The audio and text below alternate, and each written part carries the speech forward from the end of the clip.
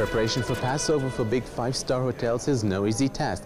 We visited some of Israel's popular hotels to see how they're getting ready for Passover.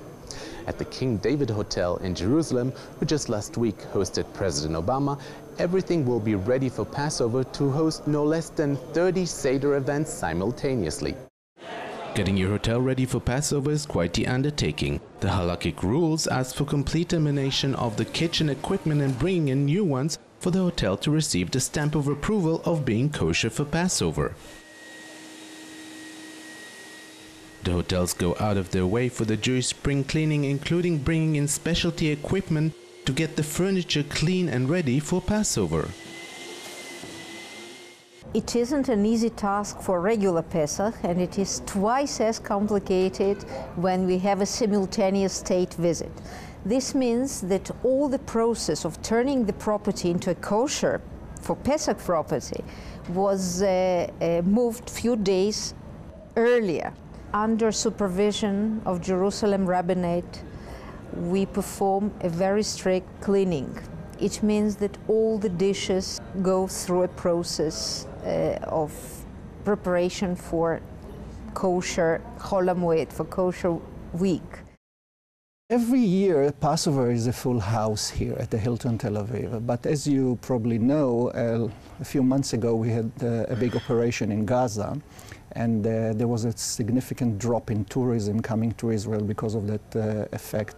We were a little bit hesitant about how good Passover will be, but remarkably, like a month ago, most people just, when they felt that it's quiet and peace, so they just made the reservations, and Passover is full as every year to our satisfaction.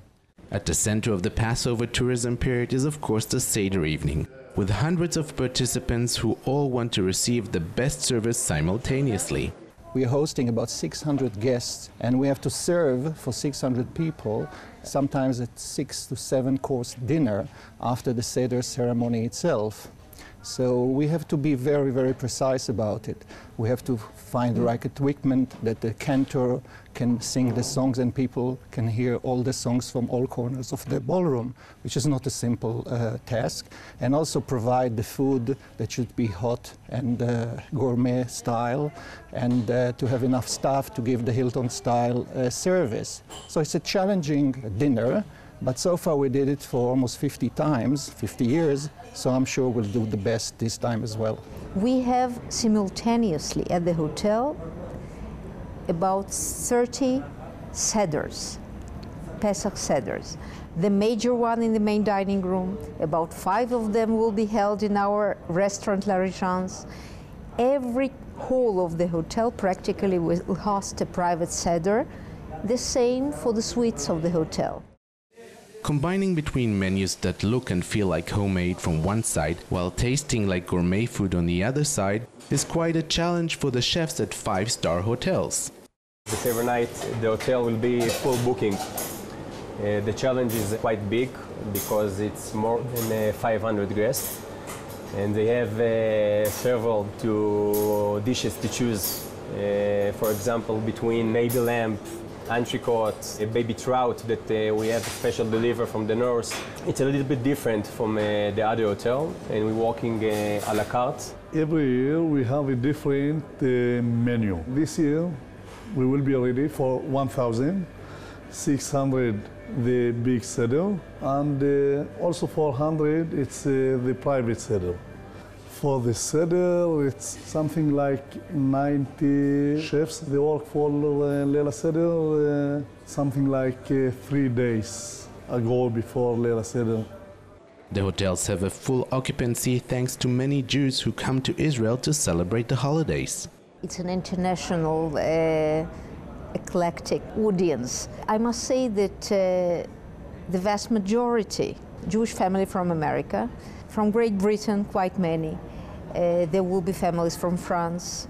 The second part of Passover week will be even more colorful. We'll have Christian guests, some guests are already coming for Pascha, come earlier, and we introduce the Jewish tradition to them. We explain what kosher food means.